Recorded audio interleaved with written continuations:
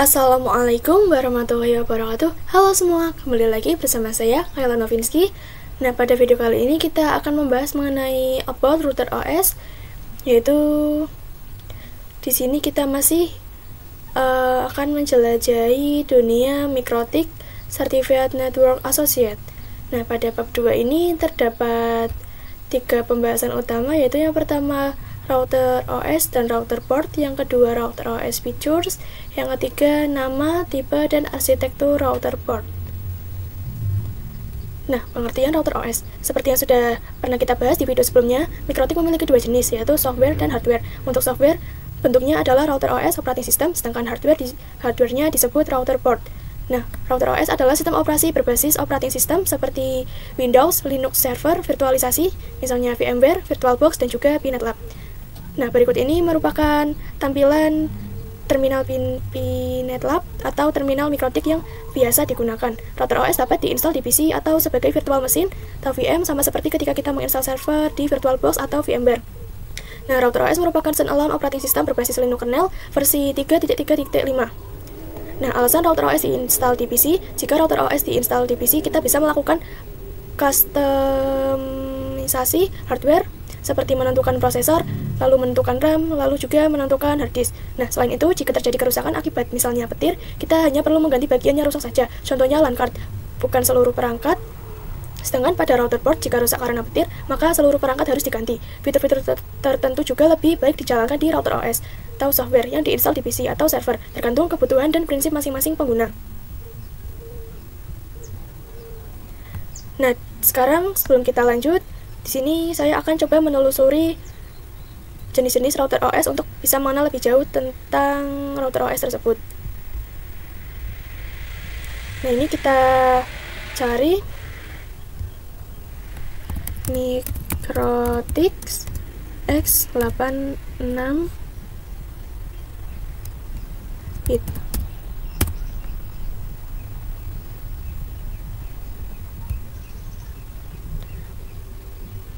Nah, kalian bisa lihat gambar-gambar dan bentuknya di sana supaya lebih paham seperti apa tampilan dari masing-masing versi router OS. Ini tampilan dari Microtix X86 bit, lalu juga ada Microtix Dinara. Nah, ini seperti ini tampilannya. Lalu juga ada Microtix Anito. Nah, lalu yang terakhir ada Microtix Max. Seperti ini ya, teman-teman. Nah, kalian bisa lihat gambar-gambar dan bentuknya di sana supaya lebih paham seperti apa tampilan dari masing-masing versi router OS. Nah, di sini saya setelah memahami router OS, sekarang kita akan bahas tentang router port. Nah, router port merupakan perangkat fisik atau hardware yang di dalamnya terdapat sistem operasi router OS, jadi singkatnya router port hardware. Lalu router OS yaitu sistem operasinya. Nah, router port menjalankan fitur-fitur seperti switching, routing, dan fitur-fitur mikrotik lainnya. Fitur-fitur tersebut bisa tergabung dalam satu perangkat router port atau dipisah berdasarkan kategorinya, misalnya wireless A, wireless B, dan sebagainya. Nah, perbedaannya dengan router OS yang diinstal di PC adalah kalau router OS atau software bisa dikustomisasi seperti CPU, RAM, storage, dan lain-lain. Sedangkan kalau router port atau hardware sudah default tidak bisa diganti komponennya. Router port juga tersedia mulai dari low-end hingga high-end router. Jadi router port dibuat untuk menjalankan router OS secara langsung di dalam perangkat fisik. Nah, itu tadi penjelasan tentang router OS dan router port. Nah, sekarang kita lanjutkan pembahasan yang kedua, yaitu fitur-fitur router OS.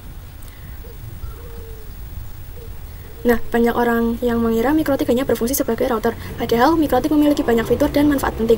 Berikut beberapa fitur utama yang dimiliki oleh router OS, yaitu yang pertama, wireless network support. Nah, router OS mendukung wireless network baik indoor maupun outdoor dengan standar A, B, G, N, AC wireless. Contoh perangkat indoor seperti cap wireless mikrotik. Contoh perangkat outdoor point-to-point atau point-to-multi-point, yaitu untuk yang point-to-point mikrotik XTSKI, LHGAC, dan lain-lain. Lalu untuk yang point-to-multi-point, yaitu ada mikrotik Mainbox, lalu Omnitic, dan lain-lain. Nah, router OS memiliki fitur seperti dynamic routing, lalu static routing. Keduanya sudah mendukung IPv4 dan IPv6. Nah, 3 yaitu firewall dan NAT. Firewall berfungsi untuk melindungi jaringan agar aman dari serangan. Itu dapat memblokir website tertentu, lalu dapat mencegah serangan internal, dan juga bisa membatasi akses ke sosial media atau aplikasi tertentu. Sedangkan kalau yang NAT atau Network Address Translation digunakan untuk menerjemahkan IP private ke IP public dan sebaliknya. Lalu ada QoS, Quality of Service. QoS digunakan untuk bandwidth management, yaitu mengatur pembagian kecepatan jaringan agar lebih stabil dan merata antar pengguna. Lalu poin yang kelima, point-to-point tunneling. Mikrotik juga mendukung tunneling seperti PPTP, PPPoE, lalu SSTP, OpenVPN. Ini biasanya digunakan untuk remote server dari jarak jauh. Nah, yang keenam ada user management. Mikrotik menyediakan berbagai fitur manajemen pengguna seperti DHCP server untuk memberikan IP otomatis kepada klien, lalu web proxy, itu caching dan pengaturan akses web, lalu ada hotspot, itu untuk memberikan portal login seperti user dan password kepada klien. Lalu ada juga Radius, itu sistem manajemen user terpusat. Nah, yang ketujuh itu ada tools. RouterOS juga menyediakan tools tambahan untuk monitoring dan pengujian jaringan seperti bandwidth test, lalu torch, lalu juga ada mapping, netwatch, MRTG, dan lain-lain. Semua ini berguna untuk melihat performa dan menguji jaringan. Nah, dapat disimpulkan bahwa Mikrotik adalah router yang menghubungkan satu jaringan dengan jaringan lain dengan fitur-fitur lengkap yang bisa dijalankan dalam satu perangkat atau dibagi ke perangkat lain agar beban kerja lebih efisien. Nah, tadi kita sudah membahas tentang fitur-fitur router OS. Selanjutnya kita ke materi yang ketiga atau materi yang terakhir, yaitu nama, tipe, dan arsitektur router port. Nah, penamaan router port. Router port memiliki 3 pengkategorian nama utama, yaitu 1 simbol nama, 2 word atau kata, yang ketiga exceptional naming. Nah, simbol nama itu contohnya RP433. Nah, RP itu router port, sedangkan kalau 4 sari atau kelas router port. Lalu yang 3 pertama yaitu jumlah port Ethernet, lalu yang 3 terakhir jumlah slot mini PCI atau wireless. Nah, word atau kata, contoh nama router port seperti Omnitic, Groovy, SXT, LHG, Dynadish, Cap, lalu ada Web, lalu Hub, dan Hex. Nah, lalu ada exceptional naming. Nah, kategori ini digunakan untuk router port dengan lebih dari 9 port Ethernet. Contohnya, seperti RP600, RP800, RP1000, 1100, 1200, lalu 2011, 3011, 4011. Nah, setiap perangkat router port memiliki kode tipe di belakang namanya. Contohnya, RP95, 2UI, 5AC, 2NDTC. Nah, untuk RP-nya yaitu router port, lalu yang 9 itu seri 900, lalu yang 5 jumlah port Ethernet, yang angka 2 jumlah wireless interface, lalu yang UI yaitu fitur port. Nah, yang 5AC2ND support wireless, 5GHz, dan 2.4 GHz atau dual band.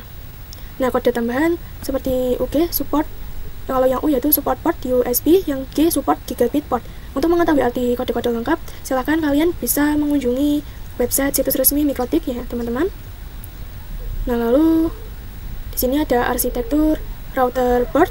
Sama seperti PC, router port juga memiliki arsitektur prosesor. Di antaranya ada x86, x64, lalu MIP, SBE, SMIPS, Tile, PPC, ARM. Nah, contoh CRS1 atau CRS2 yaitu arsitektur MIPSBE.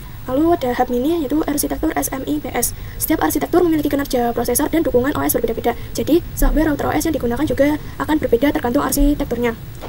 Nah, ini untuk melihat daftar lengkap arsitektur dan dukungannya, teman-teman bisa mengunjungi ini ya.